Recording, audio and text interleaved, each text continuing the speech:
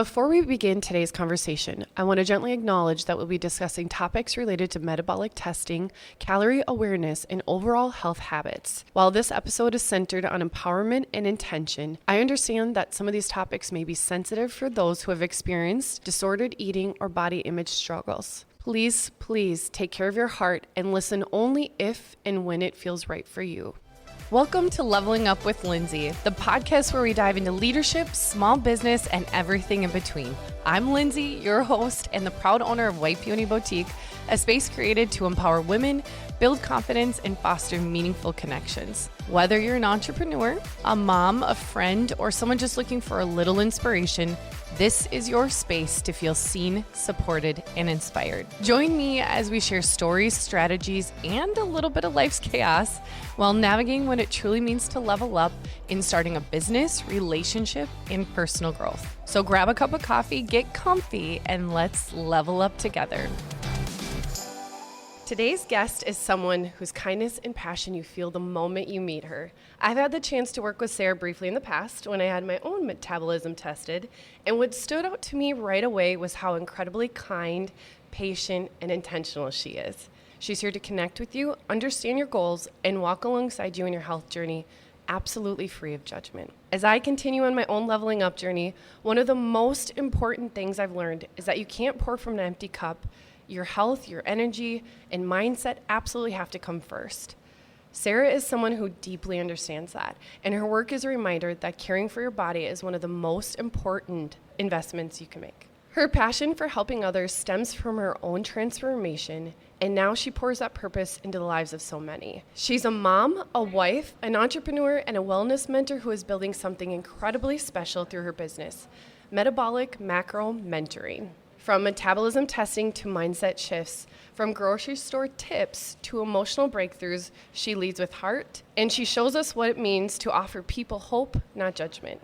I'm so excited to welcome Sarah Boucher to the show. So welcome. Thank you very much. It's quite an honor. Thank you. So I've gone through my own journey with you in the beginning, a very brief journey, but you absolutely inspire so many people with your journey of health mentoring, and how you approach it is very, very honorable and very intriguing, honestly.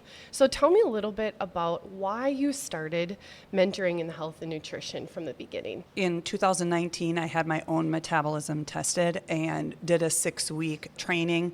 I had success with counting macros in 2019, and then I decided in 2023, when my baby was going to go off to college, that I needed to have a purpose of my own. I decided to do a bodybuilding competition. And with that, you have to count macros. Mm-hmm. And I was starting to have success in getting leaner. And then a lot of people were asking me, oh, what are you doing? And then I would explain that I'm doing a bodybuilding competition.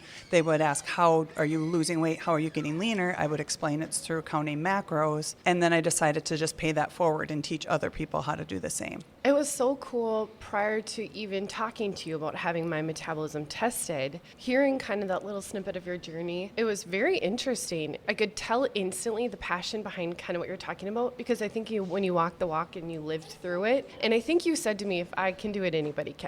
There was something about the way you approach. I was like, it seems so simple. Like and it is. I think the biggest thing is we really overthink all of the health and wellness. Don't you agree? I do agree to a certain extent, and it's also shutting off like the outside noise a little bit. When I decided to do a bodybuilding competition, there was a lot of stigma. Number one, my own husband is like, those women look ugly. Those women look built. And I would just say, well, I'm not doing it for you. I'm doing it for me. Amazing. And that coming from somebody that was a people pleaser and just like the good girl kind of thing, like just trying to stay in your lane and just try to keep everyone happy. That was empowering to just do something for myself and to actually say it out loud. Amazing. The number one thing that you said there that absolutely fuels me, and I think is really difficult for anyone our age or as a mom, as a wife, when you finally turn the script and you say, I need to do this for myself, it is incredible what you do for others after you pour into yourself first. I'm going to take this back a little bit because you're an RN as well. Yes. Correct? Mm-hmm. And you're known to be a huge patient advocate. How does that same compassion carry into your health and coaching work? Because you've walked the walk, you turned into yourself. But going through the journey and coming back, I'm curious to know, let's take it back from the beginning again, and we'll get deeper into the you part. But just as far as being a patient advocate and why you decided to turn to other people and give your advice even further, putting those two worlds together. I work in surgery, a nurse in surgery. The patient is anesthetized. They're asleep. They can't speak for themselves. We need to be their advocate. We need to speak up for them and their safety. Also, they're having surgery. They're nervous. It's not something they do every day. We need to put ourselves in that situation as nurses and as staff in the operating room. I try to do the same when people come over to my home and sit on my couch and they're scared. They're scared to start something new. They're scared of failure. So I really just sit and I make eye contact and just really try to sit with them and empathize with them as to what this must feel like to be them. I love that. You definitely create a space, a comforting space, judgment-free, obviously. But I could feel that connection when I came to you briefly. Yeah, I was nervous. I'm just going to bring it back to my own. I was nervous as heck because I was like, I don't know what I'm getting myself into. But when I sat there, you have this incredible ability to not only connect with someone, to like instantly make someone feel calm. And I think in your line of work, in your career, and now in your business, that definitely goes hand in hand. So I think that's pretty incredible. So as far as making people comfortable in your space and connecting, what is the next step or your next goal when someone reaches out to you? You know, when you say you needed to turn and do something for you, obviously you had great success with that.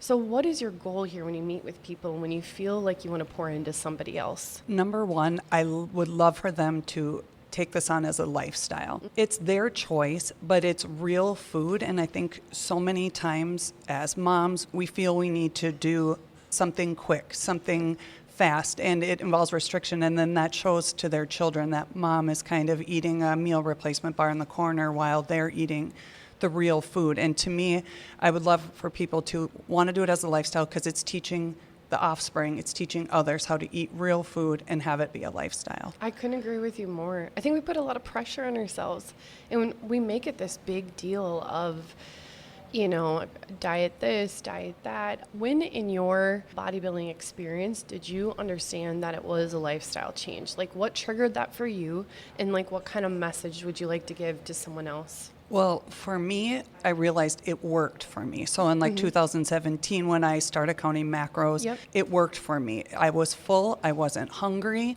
and I was getting nutritious food. I was sleeping better. I had more energy. I realized that the food I was eating was making me feel crappy. It was making me feel yucky, and it was making me feel like I couldn't sleep well.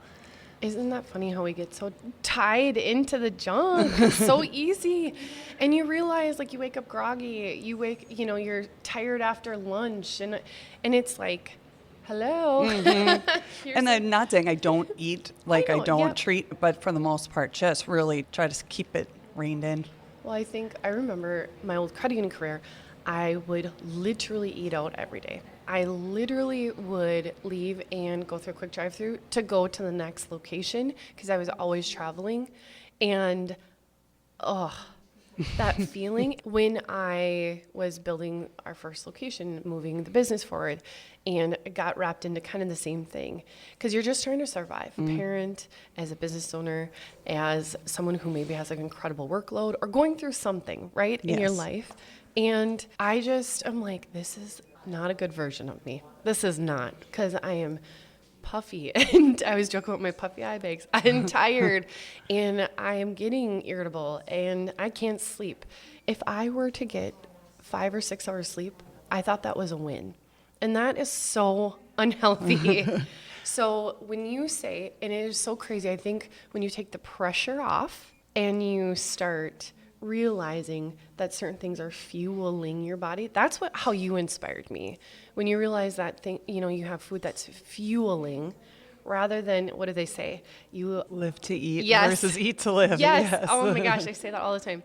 Obviously, my husband's so good. He eats to live. I used to live to eat. And I'm starting to flip the script. Explain that mindset change a little bit. What is your take on that, like flipping that script? So I grew up as a farmer's daughter, and meals were centered around a protein or like a meat, and then vegetables, and then a potato. And I think then you go into college and then you're just about the easy, the convenient, like you mentioned, Yep. and things taste really good. I remember thinking box macaroni and cheese was way better than homemade macaroni and cheese. I love macaroni and cheese. And what I think helped me flip the script was trying to eat cleaner, trying to eat a protein with vegetable. And yes, potatoes. Yes, you can have potatoes, people. It's not bad for you. But then how that made me feel, that's what flipped the script on how much better I can feel. Yeah, like you focus on the feeling, what I realized through my own like wellness journey, because I was like finally honing in on like what triggers the emotions behind it before and after eating. Honestly, like I went through this huge thing and I'm like, for me, it was always like a victory thing, a celebration dinner, a birthday get together. I deserve this because it was such a stressful day. I'm going to go get my favorite something. I don't know. Because of, there's many different reasons because of that. And even like if you think of at work, you do like work dinners and Yes. you meet with clients and you can very easily connect eating and food and all that to your safe place, your positive, your whatever. But in turn, it was actually doing the opposite for me. So I don't know. You were definitely someone who opened my eyes to like a different way of looking at things. You proved it because of your bodybuilding. But then when I met with you in the discussion, at the time, I don't know that I was in a great mindset by any means, but what I did learn is I'm definitely making it to be too hard. I'm making it harder on myself. And it's because, you know, I'm rewarding myself and I'm treating myself with the terrible food that I think is going to make me feel better. And it's not. And then after I eat that food, I'm like recovering from it. I started to like realize like, okay, you just did that. How'd that make you feel? And as I got busier with the boutique and just like leadership in general, I was like, I don't have time for that. Like I need to move faster and I don't want to be tired and I want to be on my A game. And so what does that look like? It's been a journey because I've taken the battle away from it. To me, it's not a battle anymore. To me, if I want to be a leader and I want to do something, you know, at my highest level, like if I have a speaking event, I will eat really well. I'll make sure and do a couple extra runs. Like I just want to be my A game. And if that's what I got to do, for me, that is success compared to what I want. Before, I would maybe eat my anxious away or, you know, who knows. It's different for everyone. Wouldn't you agree with that? I totally agree with that. And also being like very mindful. So Yeah. like, I just want people to feel that way. So there is a meme that has like a Barbie doll and her face is black and her hair is like just frizzed out. And it's like, this is me trying to make sure I get my protein, my 10,000 steps, my gallon of water. And like, okay, let's just start with like when clients see me, it's like, all right, let's just start with macro counting because it is like a good 2 to 3 weeks before someone feels like, okay, I got this. And then let's incorporate movement and so on. Like Yeah. we don't have to do it all right away. How many people right now listening to this have gone through a fad of some sort? Like you cannot tell me you're not listening to this and have tried something. Even like the gallon of water a day challenge or like the different water bottle you had to buy because it had marks on it. Like, 9 you a.m., did it. 10 a.m., 11 a.m. Abby? Abby's behind the scenes right now and she said, I feel attacked. Yeah, well, we've all been there. Don't feel attacked, just feel heard. Oh my gosh, we've all been there, but like that is what I think that's the issue. I think, don't you agree? Social media, online stuff, following the next quick thing. And ultimately, it is being mindful. It is listening to yourself. Right. And like your reactions to whatever that may be. And we're talking a lot about food in this moment, but it isn't just about that. So I'm just going to put that, you know, I think it was so neat when I got my metabolism tested. I got to tell this to you guys because I literally was like, oh man. Sarah sat down. I was doing this test at her house. Super simple, super easy. We'll have her explain here in a minute. And we get done and she goes, and you guys, I was probably at my heaviest weight too, but I haven't looked at a scale for years. I don't really care, but I just felt the worst, okay? So she did this test on me, and I get done, and Sarah goes, wow, you have a really high metabolism. And I go, huh. What? I really needed you to tell me it was failing. Like, so you're telling me I feel like this and I have a really high metabolism. I don't think that's good feedback. So I must eat really bad. And sure enough, I think it confirmed that my habits were not the best for me. But anyways, I just had to tell you that because in the moment I was like, oh yeah, my metabolism's terrible. Like, I probably need to go to the doctors, take a pill. Exactly. Okay, now let's talk about the testing in itself and just how it works. So I hope everybody here is intrigued at this point. We've talked about it a little bit. But what is it? How do you do it? And why is it a game changer?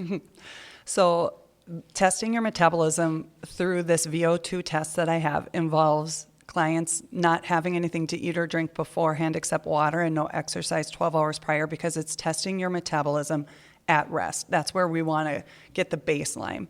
You're breathing through a tube with your nose plugged for about 10 to 12 minutes until it finds your average metabolic resting rate. And then the results are instant right afterwards. It gets printed. The reason why it is so important is I have identical twin sisters. Mm-hmm. They are virtually the same human being. Mm-hmm. If you were to follow some sort of online guidance to figure out how many calories you should have in a day, it would take, you're a female, so let's say that number is 2 and you times it by your weight and you divide it by your height or something, and then it tells you the calories. My sisters would have the same amount of calories allotted per day. When they took the test, there was 500 calories difference between their metabolisms. So this just gives a guidance, like 100% individualized result to you, to your personal body. That's really neat. And how cool, like, for your sisters to have that to test, the two of them being identical twins. So that is, like, it's very, what do you say? Like, it's very tailored. To you. To your entire body. Right. And how it functions. That's pretty neat. So it's a good starting point. So how do you help someone determine what their body actually needs from there? So you do the testing, and then what? What happens next? So the test tells the results of like, hey, how many calories you should never go below, or the calorie range you should be in to lose weight, or the calorie range you should be in to maintain weight. I would say the majority of the people that come to see me want to lose weight. So we're sitting in that range, and that range usually is about 400 calorie range in the weight loss range. So then we talk about activity. Like, do you have a desk job where unfortunately you're sitting and you're working from home, you're sitting a lot? Or do you have a job like a nurse and you're up and you're walking and you're getting your 10 to 12,000 steps a day? That helps me decide where to put you and for the calorie mark for a goal. It definitely makes a difference. When COVID hit and started working from home differently in my previous career, it's incredible the difference on your movement, like what that feels like and what that does to you. For me, looking at your calorie intake, I think counting your calories with your food and everything, and to me at first felt very daunting because I was like, I just don't have time. Like, how am I going to do that? What is the process from there? So you look at obviously your movement, look at your calorie intake, then you move into like, what is the next step as far as like nutrition and moving forward there? So then the first thing I start looking at is how many grams of protein, carbs, and fat should come from, like, let's just say, for example, the 1,500 calories. The first thing I decide is protein. So usually a client of mine will get, if their goal is to lose weight, I still try to make sure they get 1 gram to 1.5 grams of protein per lean body weight. Why? Because if their goal is to lose weight, I don't want that to be muscle. Muscle drives your metabolism. So if we lose muscle, our metabolism slows down. And the reason why maybe your metabolism was fast is because you're an athlete and you have this muscle from from your even high school and college that's in you. And then as we get older and perimenopause, we're not getting those estrogen secretions anymore. That takes away our muscle. And so then that's why a lot of people during perimenopause can gain weight. So we want to protect that muscle. Protein first, and then making sure that fat is 30% of your calories. A lot of people think, well, I don't want to have a lot of fat because my goal is to lose fat. Fat is good for hormone regulation. It's good for joint lubrication and brain function. So if you don't get enough fat, you start to get the like you forget where you are in conversations. Well, you're like, and then last we fill in the carbs. So the carbs are the extras to make sure we get to that calorie amount. There's one thing, and I don't know, this might come up a little bit in our conversation, but there's one thing that I think about if someone is like listening to this and they're saying, well, I'm not going to be a bodybuilder. It isn't just about that. Like, No. that's how your journey started, and that was something that triggered you. But this is truly, truly for anyone. Tell me, like, who you've served so far, age range, who, men, women, everybody. Sure. So I have had a few clients who have seen me younger who wanted to gain weight, to put on muscle. Sure. Super fun, young kids, and you can just give them all the calories. And that is fun to be able to Yep. tell somebody that. Yep. I also, so males, I would probably say are probably like 10% of my clients, and the other majority is females of all ages, moms, 16-year-olds to, I would say, probably the oldest have been in the 60s. Okay. Here is another thing. I'm going to bring it back to, if you're someone like me, and the test itself is so simple, and it might bring up a little bit of awareness like it did for myself. But the next thing is this. I was like, okay, Linz, macro counting. I'm like, oh, here we go. I've always wanted to do that. I've seen different fads of like putting food in cup. But this is like the real deal. Like, you're actually basing what you're going to do from essentially science, because you have the test, and then you move forward. And then I'm like, okay, Linz, you can do this. And day 1 and 2, I was like, this is a lot of food. Yes. You said that to me. So you said, this is actually gonna be more food. So I think a lot of people believe you have to take it away. You have to take food away from you. And that is not the case. It's a lot of food. Right. And the cleaner you eat, the more food you get to eat. And I would say the majority of my clients feel full, or they text me, I am stuffed, like that first week. Yep. If you are hungry, you're not going to be successful. It's not going to be successful. Nobody wants to be starving. And I can be your biggest advocate in this, is within a week to 2 weeks. A, the food is incredible. B, I already started feeling a difference in like being less fog, more awake. And I literally, you can tell my metabolism kicked on hard because I wasn't hungry and craving all the crap all the time. And I literally could eat every few hours. Mm-hmm. And that's when you know. So I was listening to my body, was mindful of what I was doing. And all of a sudden I was like, whoa. I think in 2 weeks, I learned mindfulness with how my body reacted to food. I started craving the really healthy, good stuff, like the good stuff that fueled your body. From eating out every day to actually feeling my body, going through this kind of process. And that is the time in my life where I realized, wow, there is something different here in this entire health journey that I did not see before. That is my takeaway. And that is literally what changed things for me to find my own journey with all of this. Rather than having so much pressure about the fad or drinking a gallon of water a day or this or that, I kind of was on a mission at that point moving forward to find my personalized journey. So for someone who is a little overwhelmed with the idea or taking time to count macros, like what advice would you give them? I would say give it 2 weeks and allow yourself grace and prep. If you have a few hours on a Sunday or a few hours during any time in the week, carve it out so that you can prep your proteins. Unfortunately, proteins need to be cooked. They're not an easy grab of a bag or a box, and so they need to be prepped, and that will help you stay more accountable. You have talked to me about grocery shopping, what that looks like. Grocery shopping with intention, what does that look like for you and your clients? So what I try to do is make a menu for the week. And usually for me, it's making sure like I eat the same 4 meals while I'm at work, and then I have a 5th meal at home. Yes, I eat 5 times a day. And so my 5th meal at home is usually with my husband, and that varies. Like it kind of cycles through. So making a grocery list and then sticking to it. So then when I go to the grocery store, many of you may have heard this, but I really do only shop the perimeter. It's really like all the produce I need. So when I'm thinking of a meal and I'm like, oh, I'm going to have pork chops, green beans, and baked potatoes. So I know I need to get those vegetables that I need. Protein often is in our freezer already from a quarter beef that we get from a farmer or whatever, but I may need to get chicken, staying on the perimeter. And then the dairy section, yes, you can have butter if that's your fat, and also cottage cheese or Greek yogurt. Like those things are also protein. So you're staying on the perimeter. The only time I go down the aisle maybe is to get a salad dressing, wheat bread, or peanut butter. Those are like the only things that so that helps me stay accountable, but shopping with intention, not strolling down the aisle and looking like, oh, look at here, these Oreos. I love Oreos.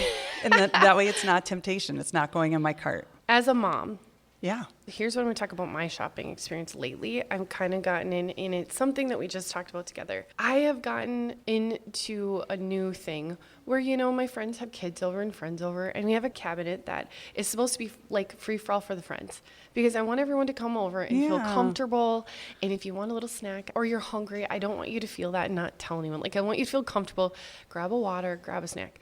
So I've gotten into a recent habit as a mom of, stocking that pantry with chips and granola bars and fruit snacks and all the things. And we're in the moment where it's like softball this, softball that, work this, run from one thing to another, blah, blah, blah. And then I'm like, okay, wait a minute. When we sit down as a family and make dinner or grill, that to me is my favorite thing. We can make better meals than any restaurant, right? And you start to crave the really, really great things in your life. And then I'm in this phase with the kids and I'm thinking, what's crazy is I'm filling this for them, is what I'm thinking, right? Quick. And then I'm really hoping on Sunday night we can have this, pork chop dinner, like you're saying, with potatoes and whatever. That's what we all love. Like, that's the time that we need to take together and do it more often. And then when my daughter, one is going to go off to college here, which makes me so sad, but I'm thinking, all right, it's time to turn it up for her so we can teach her how to cook more items and whatnot. So we just had this conversation, and I'm like, I'm 2 seconds away from completely going rogue on my pantry and throwing it all, not to go extreme, but to force us into a different type of pattern again. So I'm just being very aware. And we just, like I said, went through this discussion, and I would actually ask your advice for that kind of behavior and what your advice would be. But for me, I'm like, I just think we need to bring it back. And it's just healthier options, because now more than ever, I'm seeing all the things on social media about what our food is made of. I'm on the Indie Foundation board. You understand a little more and a little more what this crappy food is doing to us deeper. Right. So from one extreme to another, that is not what we should probably be doing. I would imagine you didn't bring me through a journey like that in any way, shape, or form when I spoke with you. But for someone who's like, that's it, I'm throwing away everything, what would you say? Well, number one is if I'm 6 week mentoring a client, 6 weeks, I would say 6 out of 7 days you're tracking. And then there's a day where you're not tracking at all, because that can get a little obsessive. It can be an extreme. So a day that you're not tracking at all. If you wanted to go to a movie with your kids and you want to have the popcorn, great. If you wanted to go to a brewery with your husband and have a beer, or friends, have a beer. I think that the lifestyle, if you're going to make it a lifestyle, you can't go all in and you can't make it 100%. When I did the bodybuilding, I did it for 6 months straight. That isn't necessarily great on a marriage. Like, hey, let's go to a brewery. Okay, I'll watch you and I'm going to have water. Then they're like, well, then socially it's hard. It's hard, especially in Stearns County. But also there's a balance of the United States, we allow way more foods than other countries. They wouldn't put Pop-Tarts. They don't make Pop-Tarts. They don't sell Pop-Tarts. The food that is being sold and then that we think is okay because it's in our grocery stores and we feed to our children, unfortunately, it's scary. You can go through a rabbit hole. But I think bring it back to the basics. Like you said, when you're shopping around the outside of the grocery, for me, it isn't necessarily about going extreme. It's about being mindful, but then bringing it back to what do I want to teach my kiddos? And something so simple to me right now is I want to teach my girls how to cook. Yeah. To make really nice things. I know that if my oldest daughter goes to college, she's going to want to, I don't go that route. She's going to want to have Chipotle. I love Chipotle. She's going to want Chipotle every single day. And I don't care. Have Chipotle every single day. However, it costs a lot of money, So anyways, what are some non-scale victories that matter just as much or that are more than just the number? Because the one thing I vowed to myself, especially after talking with you, that number means nothing. It really doesn't to me in any way, shape, or form. And it really shouldn't, because everything you take into consideration, it's height, it's this, it's, how your body was made. What are some other things that you really should be celebrated? I personally love the self-confidence. Number one, hands down, if people come in more confident. I love that. Number two, as a nurse, I'm seeing younger and younger people that are type 2 diabetics. They're in their 30s. And that's something that used to be a diagnosis when I started nursing in 2000. That was people who are in their 60s. Now we're seeing it younger and younger because of the unhealthy food and the unhealthy control of our blood sugar. So if anyone can have a high A1C or be a pre-diabetic and reverse that and get off of meds, Huge goal. That's a number. Amazing. Yeah, I love that. And then more energy and sleeping better. Those are non-scale victories that I think that just helps us function better as human beings. Couldn't agree with you more. So there, everyone's going to go through their ups and downs and their hard days, and I'm sure you have on your own journey as well. Mm-hmm. I know you are so inspirational and vulnerable on social media when you're going through your own journey. Tell me, when you're going through a moment, what is your advice to lean in on your why? One of my whys is I had a 14-year-old client. She went through 4 different options with a mom to try to figure out how can she lose weight. She was at a well child visit, and as they were putting on their coats, they never discussed weight at all with the pediatrician. That was never talked about. And as they're putting on their coats, the pediatrician said, there are injectables or pills that you can take to lose weight. 14 years old, 14-year-old girl. I don't even know how I'd react. If my daughter was in a room like that, that is really hard to hear. So the mom called me and she's like, is there any way that you can help? Yeah. That's Mental health, think young lady, think social media, think all the things. And now to this day, she keeps me updated, and I think she's 60 pounds down, and it's amazing. And learning so much about health and learning so much about nutrition. Wonderful stuff. So she is a big reason why I do what I do, why I want to pour into that. Okay, I love, that's incredible, Sarah, to be able to be a resource for young teens even. The thing that I think about when I was growing up is finding that healthy, how do you say it, bullseye? From my growing up, I'm afraid to go there because you don't want to fixate on something. But ultimately, sports are so huge now. Like you said, some people want to get a little bit more lean. Some people want to add a little bit of weight, depending on a sport or this or that. But tell me, that's got to be a little bit challenging with young adults as far as looking at the scale and whatnot. And tell me about your process with teens, because what I'm hearing, having you as a resource for something like this, that's incredible for a health journey. So when I'm dealing with anybody, I don't care for the word diet. I don't like it. I think we can use words like lifestyle, we can use words like healthy eating, use words like stronger versus skinny. I also, if there's any history of eating disorders, we don't need to do weigh-ins. Or if the scale makes you nervous and you become obsessive, we don't need to do weigh-ins. Otherwise, 6-week clients usually do weekly weigh-ins so they can see their progress. Sure.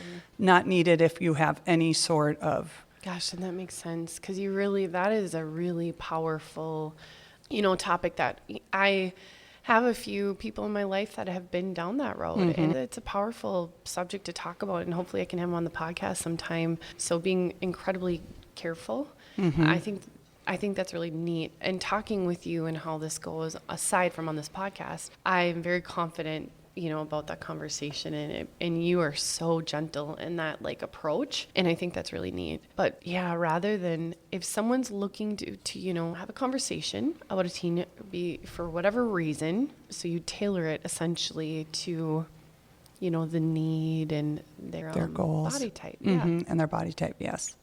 Cool. Very cool. So when a test result comes out and, we hear about calories, and we don't always want to necessarily hone in specifically on the calorie number. It is more now the nutrition that comes from those calories. So once we realize a calorie amount, that's fine, but now let's worry about the grams of protein, the grams of carbs, and the grams of fat we need to consume to fuel our body. That's what's going to give us our body energy. Not so much tick, tick, let's worry about the calories so much. Okay. It's about putting puzzle pieces together on what makes you the best version of you. Right. And those macros, the protein, carbs, and fat, all have a purpose. We talked about the fat. The carbs is the fuel. It also helps fight infection because there's vitamins, minerals, and carbs. So the strict no-carb diet, not a great idea. We need that. It's fuel. It's helping fight infections and things like that. So we need that, and the protein as well for the muscle aspect. For someone listening who might feel stuck, maybe a little discouraged, or feel like they failed in their health journey in some way, shape, or form, what would you say to them? So I have people that say, I need to reach out to you. And I think the number one thing I say to them is when you're ready. So don't give up. Our health is so important, but when you're ready, reach out to me. Don't feel rushed. Don't feel like, oh, we got to get this done, because it's going to be a lifestyle change if you choose it to be. And you are enough. And I know that gets maybe overused, but you're enough. You're worth it. Your health is worth it. I don't think that does get overused when you say you are enough. I think if you look someone dead in the eye in a meeting with them about their health journey, and you just straight up said that, I would almost think that like 90% of individuals probably break down crying. Because I think at the point, there's different reasons that's leading up to someone being ready to have a conversation with you. And part of me believes that that phrase, you're enough, kind of is finally what they're yearning for, or that validation they need to pour into yourself, to give yourself that time. So yeah. That's a part of this health journey in general, not even just talking about the metabolic testing and everything. I think it's when we put ourselves first, finally. Right. I am so fortunate to have been following you on social media and obviously in person, but I would love to let everybody know here, the listeners, where can they connect with you and learn about your services? Because of my age, it's usually Facebook. Hey, I understand. And that's Metabolic Macro Mentoring. And then I also then just copy it often to Instagram, and I believe it's Metabolic Mentoring. Okay. There. And honestly, on this, I'll have posting throughout the week, so I will definitely have your link on there. Thank you. I was just thinking, I'm like, for anybody listening to this, I think we should this week do like a test and video, like record what that looks like. Oh, all right. If you have someone coming in, that would be a great if I could record that. test. Hey, we've signed on the dotted line. But anyways, you guys, I will post Sarah's information for you all to follow for sure. Sarah, thank you for sharing not just your experience, but your heart. The way you connect with others without judgment and with so much compassion is truly what sets you apart. If there's one thing today about our conversation that reminds us, it's this: you cannot level up in any area of your life until you start taking care of you. Your health, physically, emotional, and mental, is just the foundation for everything else. And whether you're just starting your journey or you've been on this path for a while, Sarah's story shows us that hope, healing, and real change are possible. Let this be your reminder. You are worthy of feeling good, of having energy, of showing up fully for your dreams, your family, and most importantly, for yourself. Sarah, thank you for being a voice of hope and a guide for so many. I am so grateful we had this conversation today. Thank you. I am too. Thanks for having me. Thank you for listening. If you found this information helpful, please share it with a friend.